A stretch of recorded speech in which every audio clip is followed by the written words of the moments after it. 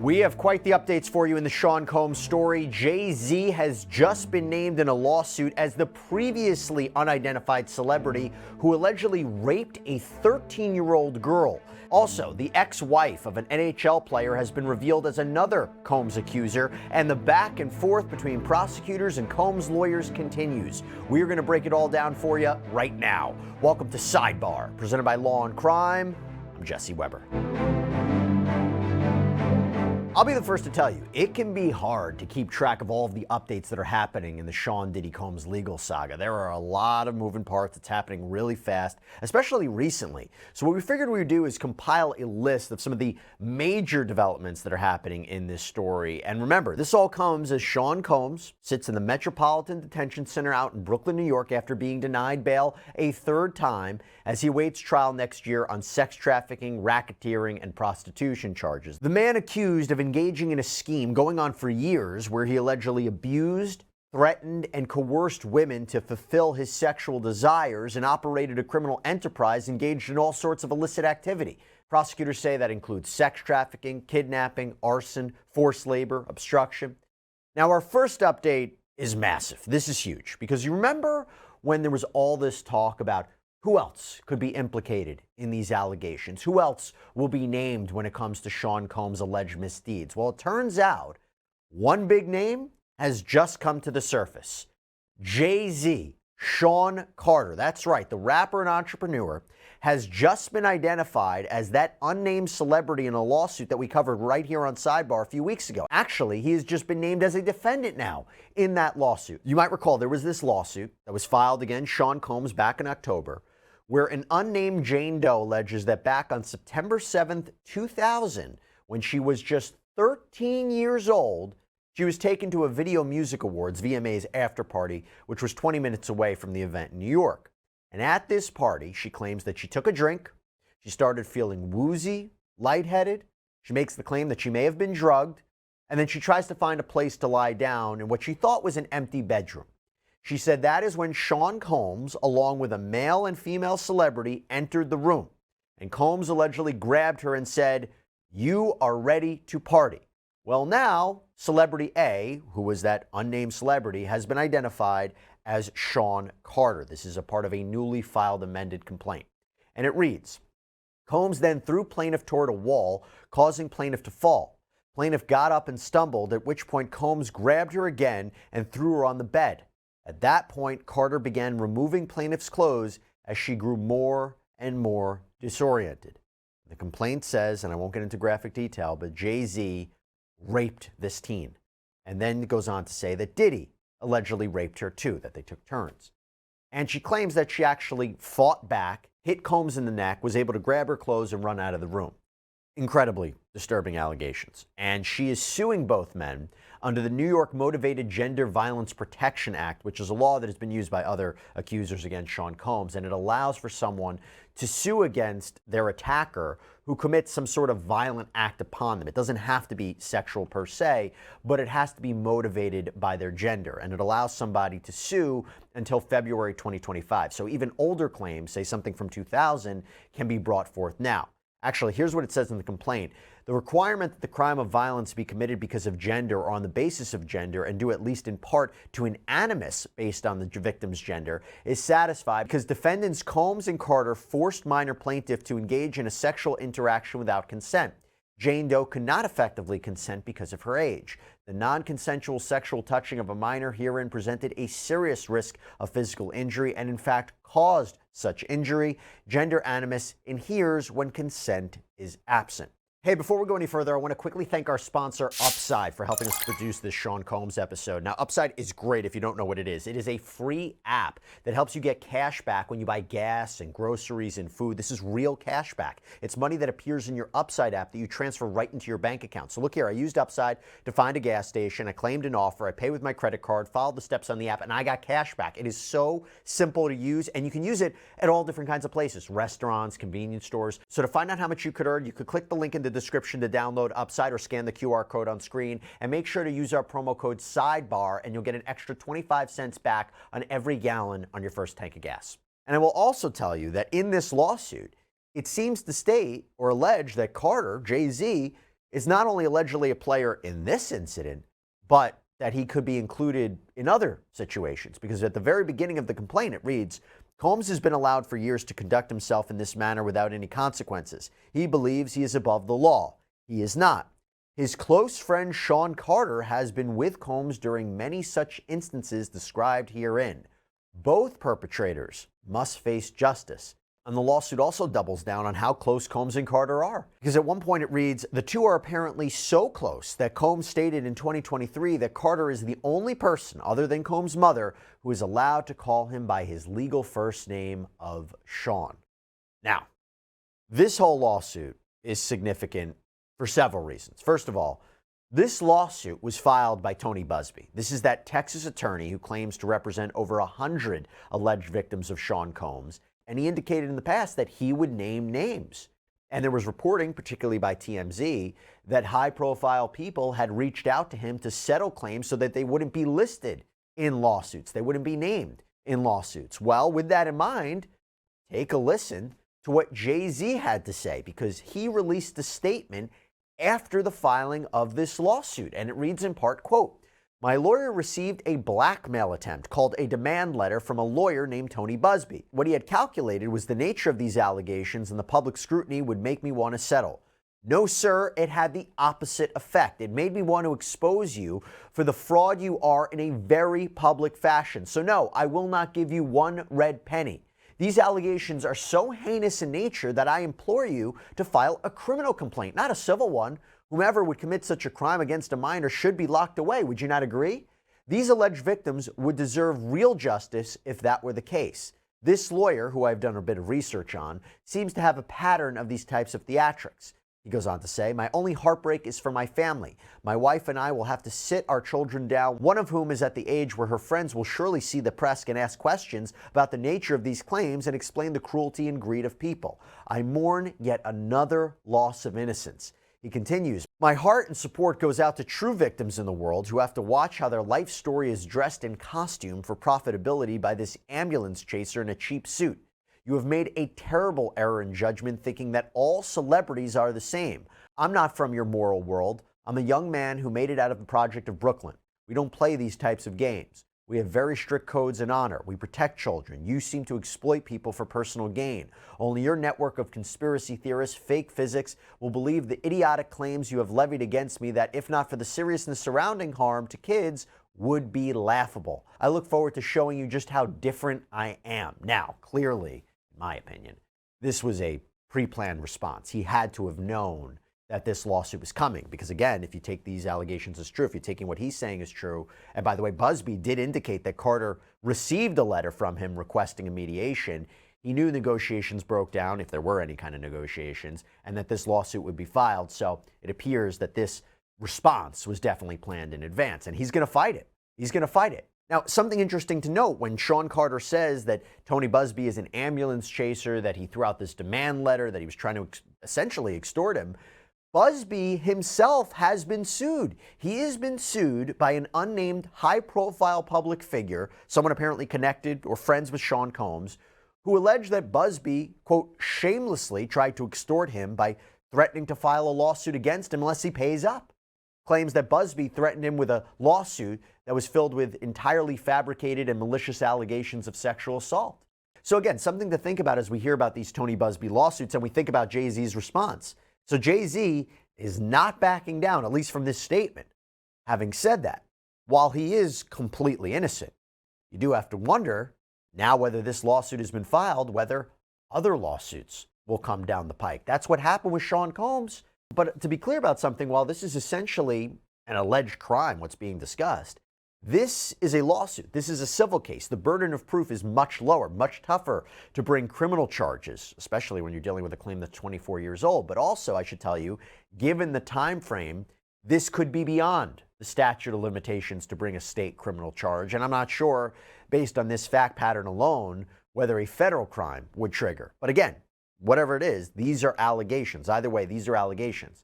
By the way, in response to Jay-Z, Tony Buzbee just posted something on X, formerly Twitter, that is very interesting, and it makes you wonder if whether or not Jay-Z is that unnamed plaintiff, because he writes, Regarding the Jay-Z case and his efforts to silence my clients, Mr. Carter previously denied being the one who sued me and my firm. He filed his frivolous case under a pseudonym. What he fails to say in his recent statement is my firm sent his lawyer a demand letter on behalf of an alleged victim, and that victim never demanded a penny from him. Instead, she only sought a confidential mediation. Since I sent the letter on her behalf, Mr. Carter has not only sued me, but he has tried to bully and harass me and this plaintiff. His conduct has had the opposite impact. She is emboldened. I'm very proud of her resolve. As far as the allegations in the complaint filed, we will let the filing speak for itself and will litigate the facts in court, not the media. Now, we are going to monitor what happens with this Jay-Z situation. But as I said, that is not the only update we have to discuss, especially in terms of identities being revealed. Why? Because we have learned the identity of one of the Jane Does who sued Shawn Combs. This was back in December 2023. This is one of the initial lawsuits. I think it was the 5th lawsuit that Shawn Combs had faced. And this was after Cassandra Ventura had first filed her sexual assault lawsuit against Shawn Combs the month before, in November of 2023. This set the whole ball rolling on all of the many lawsuits that he now faces from dozens of alleged victims. And of course, which also seemingly led to the criminal charges that he now faces. But that accuser has been identified now as Anna Cain. Anna Cain is the ex-wife of NHL star Evander Kane from the Edmonton Oilers.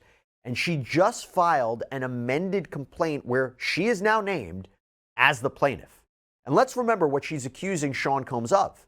In her lawsuit, originally filed on December 6, 2023, she claims that 20 years earlier, back in 2003, when she was only 17 years old, in the 11th grade, she claims she was sex trafficked and gang raped by Shawn Combs, Harvey Pierre, this is the president of Bad Boy Entertainment Holdings, and an unidentified third assailant. And more specifically, she alleges that she met Pierre and this third person at a lounge in Detroit, Michigan. Pierre, she says, smoked crack cocaine and then forced her to perform oral sex on him. Later on, she alleges that he convinced her to accompany him by private jet to New Jersey, where they all go to Shawn Combs' recording studio. And from there, she claims she was plied with drugs and alcohol, was incredibly inebriated, and as I mentioned, was gang raped by all 3 men. And this included while she allegedly said, stop. And by the way, in the complaint, there were even photos that were embedded, and it was of this woman with a blurred out face. Now it seems to be that was Cain, and she's in this recording studio. In fact, in one photo, she is with Shawn Combs sitting on his lap. Now, why was she revealed? The simple answer, the judge overseeing this case forced her to reveal her identity. U.S. District Court Judge Jessica G.L. Clark ruled that Cain couldn't proceed with this case anonymously anymore. And while understanding that revealing her identity could, quote, have significant impact on her, particularly given the graphic and disturbing allegations in this case, Clark also wrote in her order, the court cannot rely on generalized, uncorroborated claims that disclosure would harm plaintiff to justify her anonymity. Without more specific support, plaintiff fails to overcome the prejudice to defendants and public interest factors implicated here. Now, we've seen this reasoning. In fact, we saw this in another Shawn Combs case where another accuser was ordered to reveal herself. The general idea is that while there are certain circumstances by which an accuser or a victim of sexual assault could remain anonymous, could file a lawsuit and continue a lawsuit under a pseudonym, you need to explain what particular harm would happen if your identity was revealed. Otherwise, it's not fair. Combs has a right to confront his accuser, to research that person, especially since the accuser has chosen to file the lawsuit. That person has put their own credibility into issue. Combs has a right to challenge that. And it's different than a criminal case where victims or alleged victims are prosecution witnesses and they don't necessarily want to testify per se or choose to testify per se. This was her case. She sued him. In other words, then, if that wasn't the case, any sexual assault accuser could sue someone anonymously. And is that necessarily fair? Now, what is significant about this is that Combs apparently put the pressure on Cain to reveal herself. And of course, that could have resulted in Cain dropping the suit, right? If the accuser doesn't want to tell the world who they are, this is very, very sensitive details, they may just drop the lawsuit if they can't remain anonymous. But she seems to be moving forward nonetheless. In fact, her attorney, Doug Wigdor, shared a statement from her to TMZ, saying, "I had hoped to use a pseudonym in pursuing justice for what happened to me as a teenager. Defendants demand that I use my name was an attempt to intimidate me, but I am not intimidated. I am prepared to proceed and hold accountable those who have harmed me."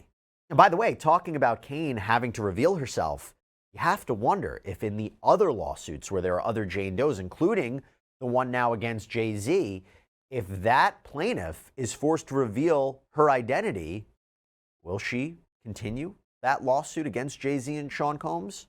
We'll see. By the way, I should tell you, when it comes to these sexual assault allegations, Combs has adamantly denied having any involvement or partaking in anything like this. In fact, when it came to Kaye's suit, back when it was filed in December, Combs had already been hit, by the way, with multiple lawsuits at the time.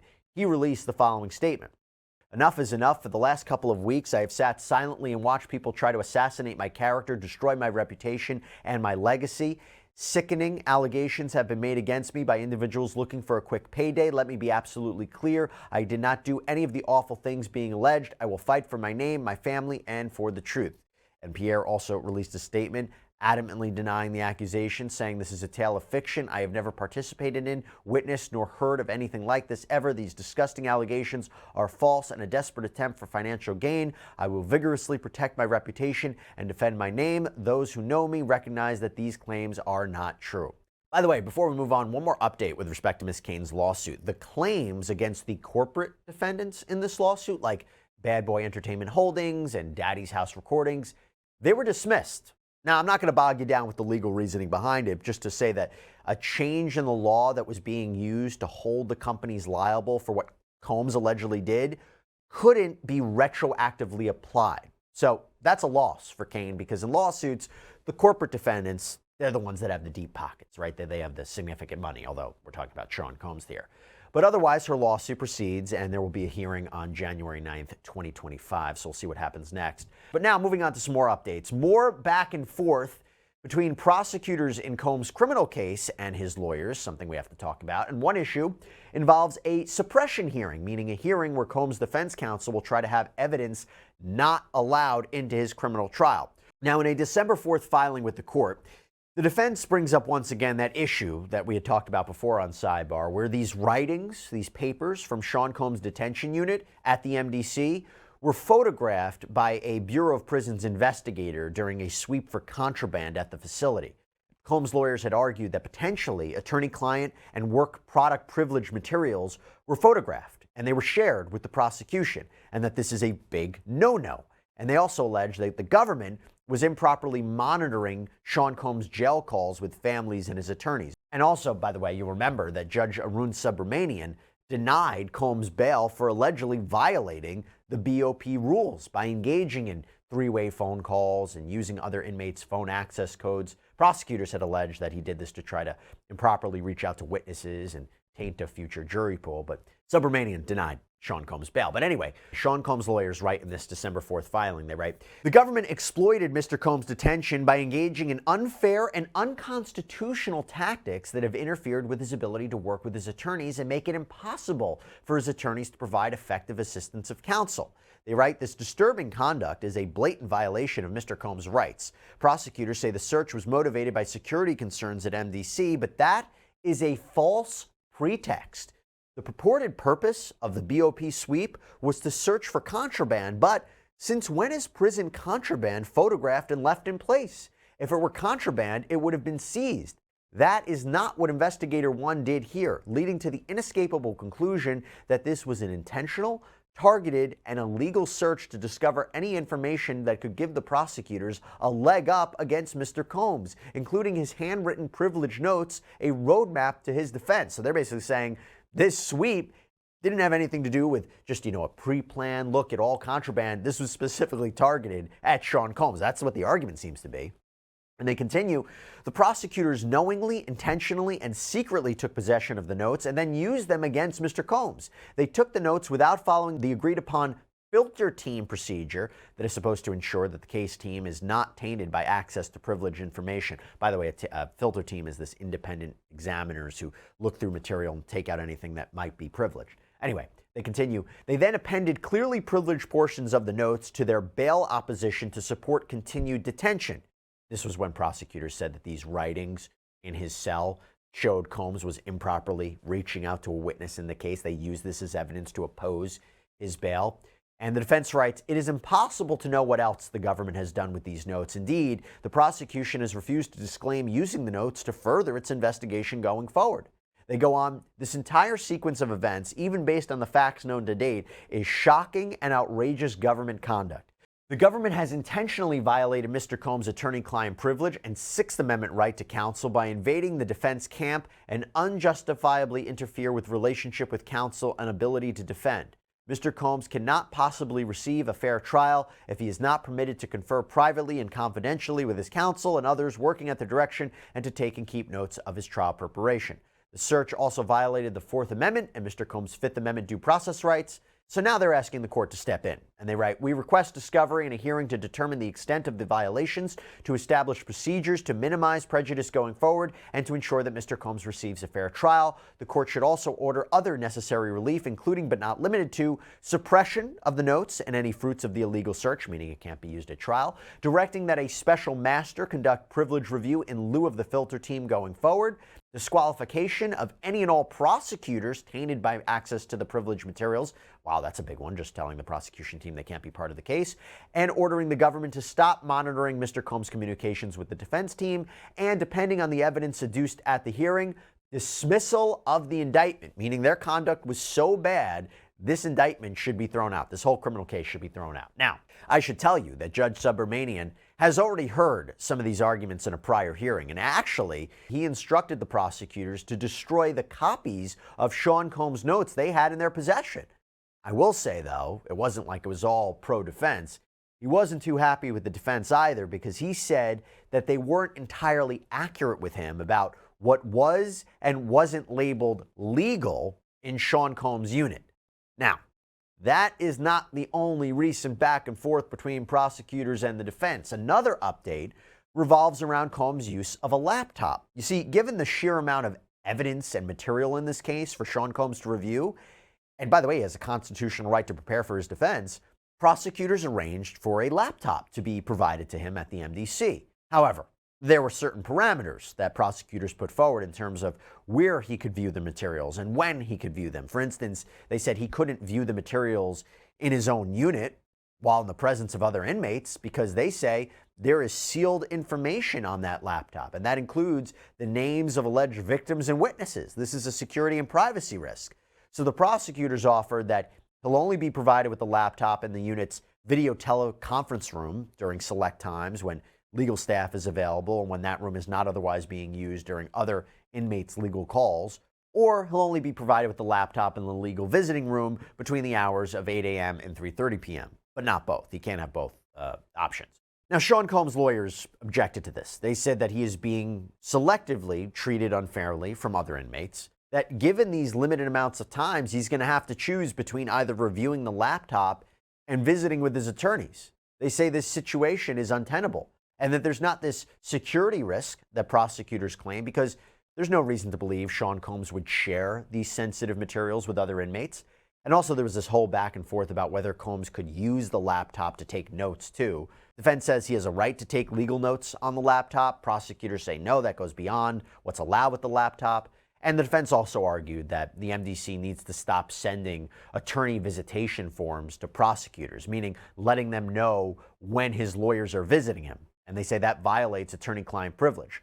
Prosecutors countered. They said, no, it doesn't. The fact that he met with his attorneys, that's not privileged information. And by the way, we have a right to know, considering Shawn Combs is the one who really made it an issue of how often he meets with his lawyers while at the MDC.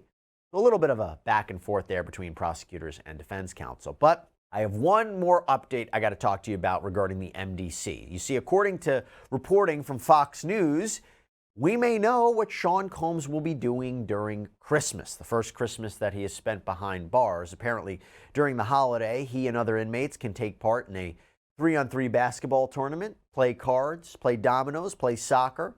Also, on the dinner menu for Christmas Day, there is reportedly a Cornish hen, macaroni and cheese, cranberry sauce, dinner rolls, a holiday dessert, just in case you wanted to know what Shawn Combs may be up to behind bars. Quite the fall from grace for the once renowned music star. But look, as I've said before, and I'll say it again, he is innocent until proven guilty, okay?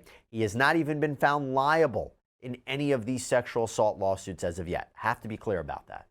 So we will see where this case goes, and we will see how this story proceeds. All right, everybody, that's all we have for you right now here on Sidebar. Thank you so much for joining us. And as always, please subscribe on Apple Podcasts, Spotify, YouTube, wherever you get your podcasts. I'm Jesse Weber. Speak to you next time.